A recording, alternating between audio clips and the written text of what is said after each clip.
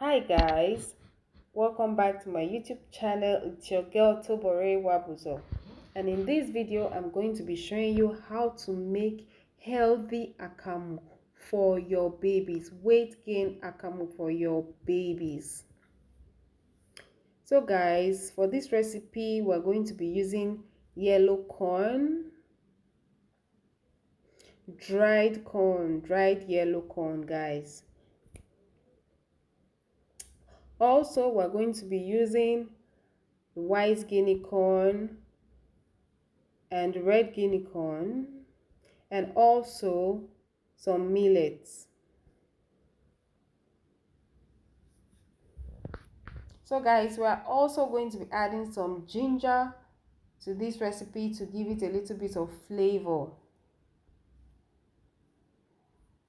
So guys, basically what you want to do firstly is to clean your grains. Make sure you remove the stones and the dirt from your grains.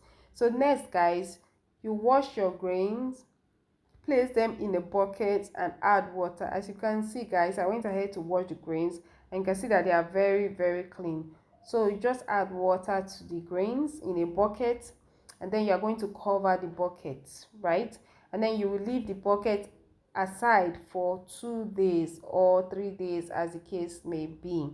So basically I like leaving mine for just 2 days. I don't want it to be very fermented.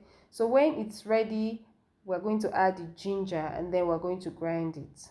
So for now we're not going to add the ginger guys. So these are the grains. I've already washed them and kept them aside.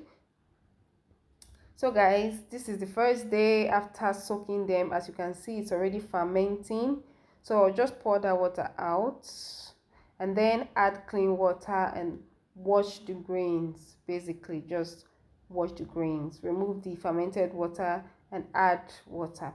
Guys, you don't want to skip this process, because if you skip this process, your akamu is going to have this kind of fufu like smell, fermented smell, you understand? So that's why we are changing the water every day. We want it to ferment, right? But we don't want it to have that smell. So basically you just remove the water, you wash the grains, change the water, right? And then you add another water and keep it aside till the next day, which is the second day. And then you do the same thing. If you want to leave it for 3 days, you can then clean it, change the water and keep it aside again till the 3rd day. But I prefer doing mine for 2 days. So guys, this is me just washing the grains.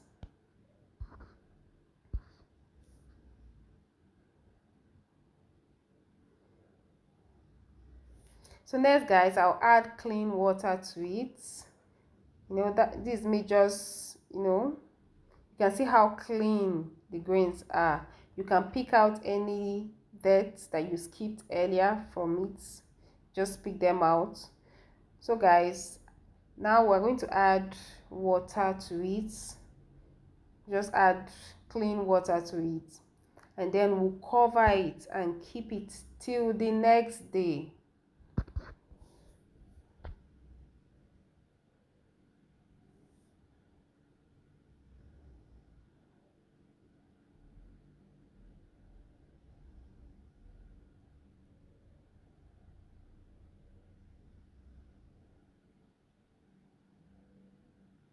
So guys, this is the second day, and as you can see, it's still fermenting. So we'll just pour this water out and then we'll wash the grains.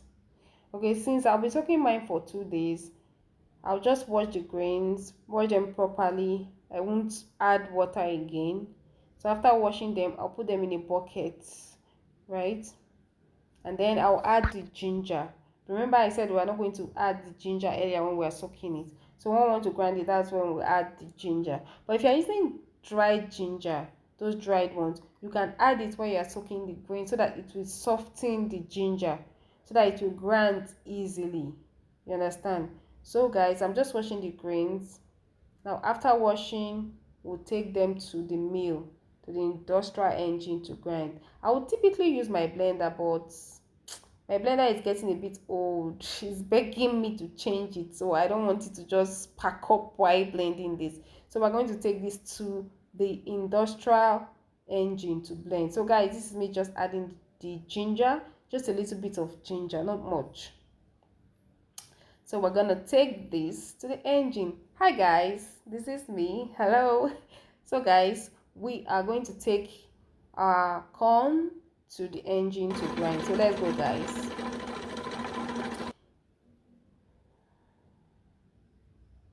So this is how it looks like after grinding it. So next guys, we're going to be filtering it. We're going to be using a chiffon cloth and a bowl. So you just use the chiffon cloth to cover the bowl, right?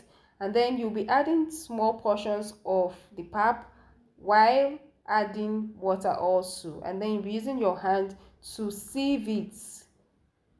So as you are sieving it, you are adding water. As you are sieving, you are adding water. You get, so you can add more, and then you add water, and then you sieve. Make sure you are adding water. It will allow the starch to go through the chiffon cloth easily.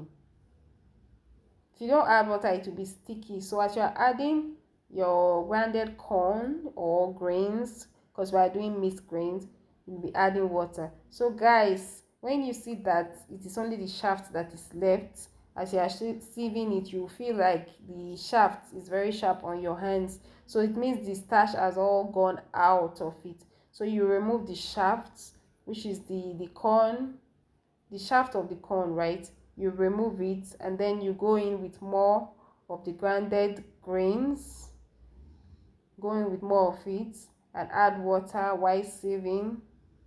Keep adding water. So basically that's the same process you go through over and over and over until you finish the quantity of grounded grains that you want to sieve.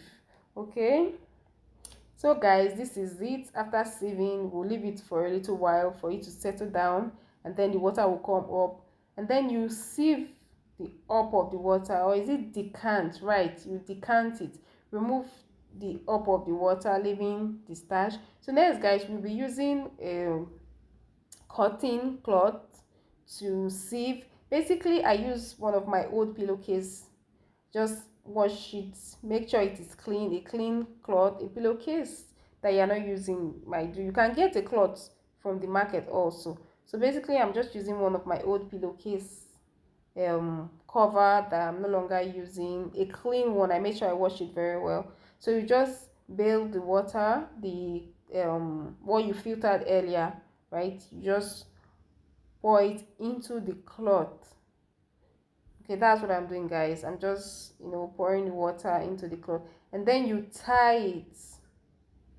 You tie the mouth of the cloth, then you leave it in a bowl, or you can use your kitchen sink, whichever you prefer. You leave it for the water to drip out.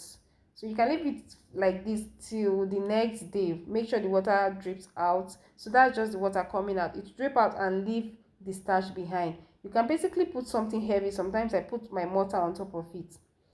So guys, this is the next day. I left it for a whole day. So this is what we have. So guys, our AKAMU is ready. As you can see, wow, look at that. Just take a look at that.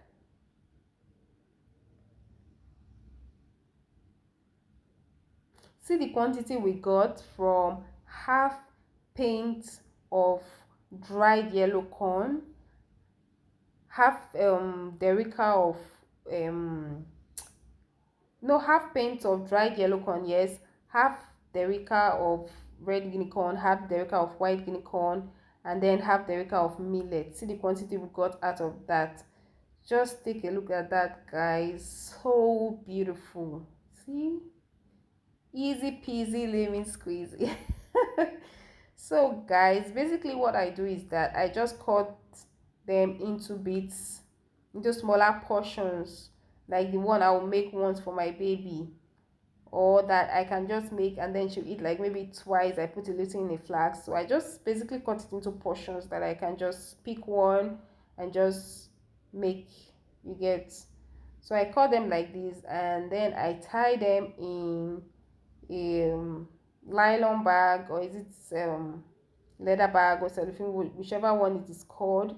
So that's what I basically do, just portion them, and then I put them in my freezer. But if you do not have a freezer, guys, you can always put them in a bucket of water. You can leave it in the cloth, right? Inside that cloth, the cotton cloth, or is it a cheesecloth? And you can place it inside a bucket of water, just like that. And then when you want to use them, you remove it and change the water, guys. So guys, we have come to the end of this video. Thank you for watching, and I'll see you in my next video.